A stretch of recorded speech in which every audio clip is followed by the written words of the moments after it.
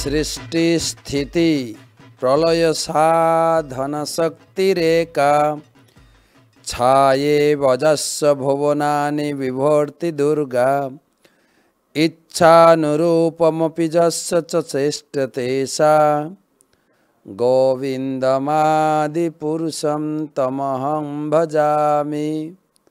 आदिपुरुष गोविंदेर निज शक्ति বা ছায়া শক্তি এই দুর্গা দেবী এই জগতের যিনি মালিকিন।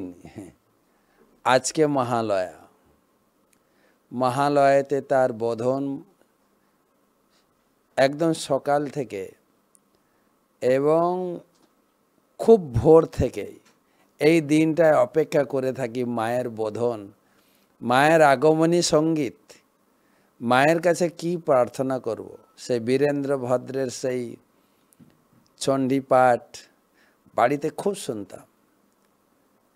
মায়ের আগমনীর সূচনা, মা আসছেন, মায়ের আগমনীর সূচনা আমরা পেয়ে গেছি। আমরা মায়ের কাছে প্রার্থনা করব।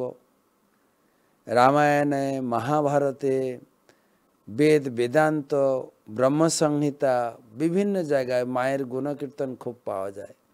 দেবী মহেশ হরিধাম সুতেষু তেষু, ব্রহ্মাজি বর্ণনা করছেন এই পুরো এই যে ত্রিভুবন সমন্বিত ব্রহ্মাণ্ড, এই ব্রহ্মাণ্ডের মালিকিন হচ্ছেন দুর্গা দেবী। তিনি দুর্গের অধিষ্ঠাত্রী, তাই তিনি দুর্গা।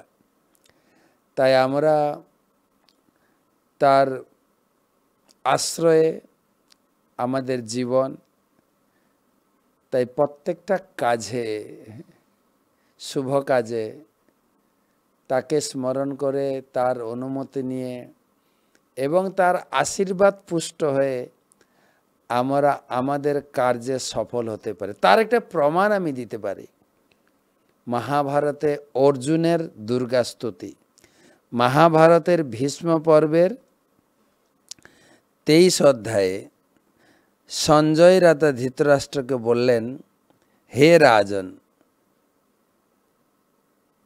শ্রী বাসুদেব দুর্যোধনের সৈন্যদের যুদ্ধে উদ্যত দেখে অর্জুনের কল্যাণ কামনায় বললেন। আপনারা জানেন কুরুক্ষেত্রের মাঠে দুই পক্ষ এসে উপস্থিত হয়েছেন। সঞ্জয়কে প্রশ্ন করলেন ধৃতরাষ্ট্র। ধৃতরাষ্ট্র উবাচ ধর্মক্ষেত্রে কুরুক্ষেত্রে সমবেতা যুযুৎসব মামকা পাণ্ডবাশ্চৈব কিম কুর্বত সঞ্জয়। হে সঞ্জয়, আমার পুত্র এবং পাণ্ডুর পুত্ররা কুরুক্ষেত্রের মাঠে গিয়ে তারা কি করছে? সঞ্জয় উত্তর দিচ্ছেন, হে রাজন, আপনার পুত্র দুর্যোধন পাণ্ডবদের সৈন্যসজ্জা দেখে তিনি গুরু দ্রোণাচার্যের সমীপে উপস্থিত হলেন। তিনি দুই পক্ষের সেনানীর বর্ণনা দিয়েছেন।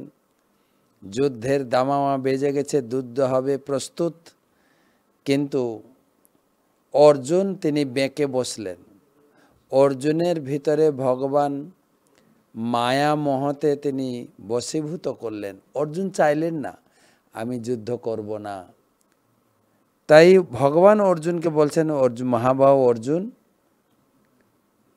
তুমি একটা কাজ করো, এই মহা দুর্জয় শত্রুদের পরাজয়ের জন্য, পরাজয়ের নিমিত্ত সংগ্রাম অভিমুখী হয়ে তুমি মাতা দুর্গার স্তব করো। অর্জুন ভগবান কৃষ্ণ বাসুদেবের নির্দেশক্রমে তিনি রথ থেকে নেমে গীতাঞ্জলি পুটে দুর্গা স্তোত্র আরম্ভ করলেন। অর্জুন দুর্গা পূজা করেছেন, দুর্গার আশীর্বাদ নিয়ে তিনি জয়ী হয়েছেন। আমারও আজকে এই মহালয়া থেকে আমাদের সেইভাবে আমরা নিজেকে গড়ে তুলি, মায়ের আশীর্বাদ পেতে, জীবন যুদ্ধে জয়ী হতে, এই সংসার জয় করে আমরা যাতে ভগবানের চরণে পৌঁছে যেতে পারি। আজকেই প্রার্থনা শুরু করি। এই মহালয় আজকে পিতৃপক্ষের শেষ দিন। মহৎ ব্যক্তিরা এসেছেন গত এক পক্ষ 14-15 দিন। তিনি আমাদের হাতে তর্পণ, শ্রাদ্ধ, পিণ্ডাদি গ্রহণ করেছেন এবং কালকে থেকে শুরু হতে চলেছে দেবী পক্ষ। দেবী পক্ষের আগমন হয়ে গেল, দেবী পক্ষের সূচনা। আমি আশা করছি প্রতিদিন আপনাদের এই দেবী পক্ষ আগামী পূর্ণিমা পর্যন্ত না হলেও দশমী পর্যন্ত প্রতিদিন দুর্গা মায়ের আলোচনা প্রসঙ্গে ছোট ছোট করে আপনাদের দুর্গা মায়ের মহিমা শোনাবো। আমার সঙ্গে থাকবেন প্রতিদিন এই আজকে মহালয়া থেকে আগামী বিজয়া দশমী পর্যন্ত আপনারা শুনবেন। তো ভগবানের নির্দেশে অর্জুন দুর্গা স্তুতি শুরু করেছেন। সুন্দর, একদম সরাসরি অনুবাদটা পড়ছি। হে কৃষ্ণ পিঙ্গলে, হে যশোদা নন্দিনী, তিনি যশোদা মায়ের গর্ভে এসেছিলেন, তার কাহিনী শোনাবো কালকে। কংস ধ্বংসকারিণী, কংসের জন্য ভবিষ্যৎবাণী করলেন, তোমারে বধিবে যে গোকুলে বাড়িছে সে, এই কথাটি দুর্গা মাই বললেন। সে কাহিনী আমি বিস্তারিত শোনাবো কালকের এপিসোডে। হে কাত্যায়নী, হে শিখিপিচ্ছধ্বজে ধরে, হে গোপেন্দ্রানুজে নন্দ গোপকুল সম্ভবে, হে পীতবাসিনী, হে কৃষ্ণে, হে কৈটব ভাসিনী, তোমাকে প্রণাম। হে ভগবতী দুর্গে, তুমি সাহা, সধা, কলা, কাষ্টা, সরস্বতী, সাবিত্রী, বেদমাতা ও বেদান্ত। আমি বিশুদ্ধ অন্তরে তোমাকে স্তব করছি। তোমার কৃপায় এই মহারণক্ষেত্রে যেন জয় লাভ করতে সমর্থ হই। তুমি ভক্তদের রক্ষার নিমিত্ত দুর্গম পথে, ভয়ে দুর্গম স্থানে, পাতালে নিত্য বাস করে থাকো। তুমি মায়া হ্রি, তুমি দানবদেরকে যুদ্ধে পরাজিত করে থাকো। তুমি জিম্ভনী, মোহিনী, মায়া, হ্রি, শ্রী, সন্ধ্যা, প্রভাতী, সাবিত্রী, জননী, তুষ্টি, পুষ্টি, ধৃতি, সূর্যচন্দ্র বিবর্ধিনী, দীপ্তি ও সম্পন্নদের সম্পত্তি। সিদ্ধাচারণগণ যুদ্ধক্ষেত্রে তোমাকে দর্শন করে থাকেন। অর্জুন দেখেন একদম বৈদিক স্তুতি দিয়ে মাকে স্তুতি করছেন। হে রাজন, সঞ্জয় বলছেন, আপনি দেখুন সঞ্জয় অন্তরে, তিনি ব্যাসদেবের কৃপায় অন্তরে তিনি সেই শক্তি লাভ করেছিলেন। যুদ্ধক্ষেত্র থেকে প্রায় 150 কিলোমিটার দূরে অবস্থান করলেও তিনি যুদ্ধক্ষেত্রের সমস্ত ঘটনা দেখেছিলেন। তিনি বলছেন ধৃতরাষ্ট্রকে, হে রাজন, অর্জুনের ভক্তি দেখে ভগবতী দুর্গা অন্তরিক্ষে দর্শন দিলেন। দুর্গা অর্জুনকে দর্শন দিয়েছেন, কংসও দেখেছেন। যখন বসুদেবের অষ্টম পুত্রকে, পুত্র তো পেলেন না, হলেন কন্যা, কেন পুত্র এক্সচেঞ্জ হয়ে গেছেন রাত্রে। সেই কন্যাকে যখন হাতে তুলে আছাড় দিতে গেলেন, সেই ভগবতী দুর্গা রূপে তিনি বললেন, তোমারে বধিবে যে গোকুলে বাড়িছে।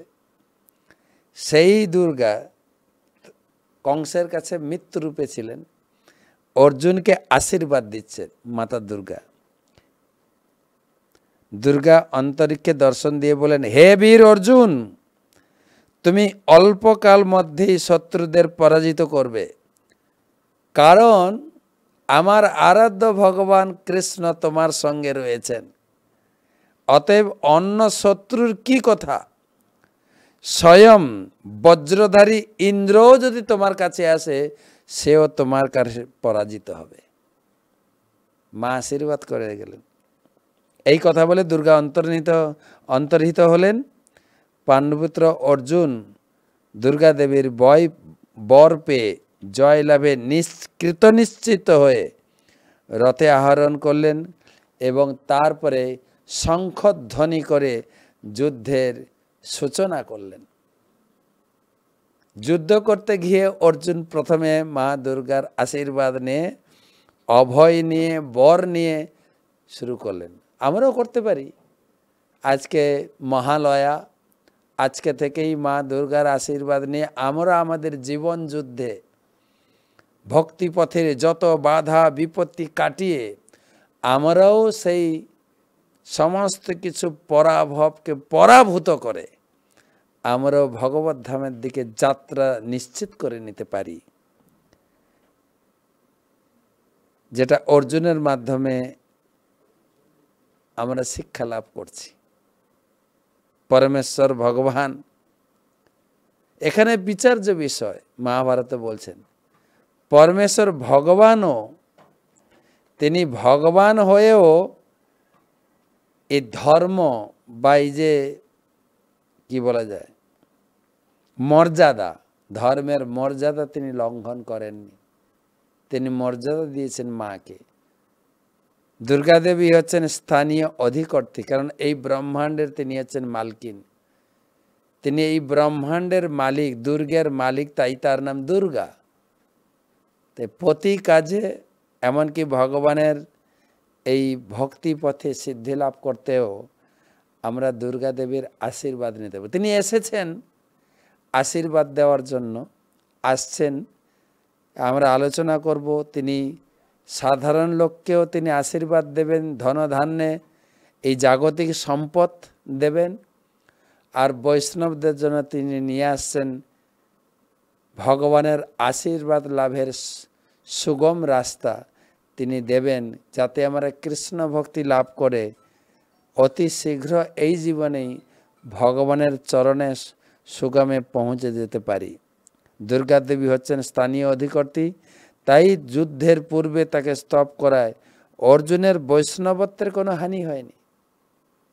কৃষ্ণ ভক্তি লাভে দুর্গা মায়ের যে সাহায্য, সহায়তা অভূতপূর্ব। আমরা মা দুর্গার মহিমা জানি না বলে আমরা মায়া মায়া বলে মা দুর্গা থেকে দূরে থাকি। মা আসছেন আমাদের নিকটে, এখন থেকে প্রস্তুত হয়ে যান এবং শুনতে থাকেন।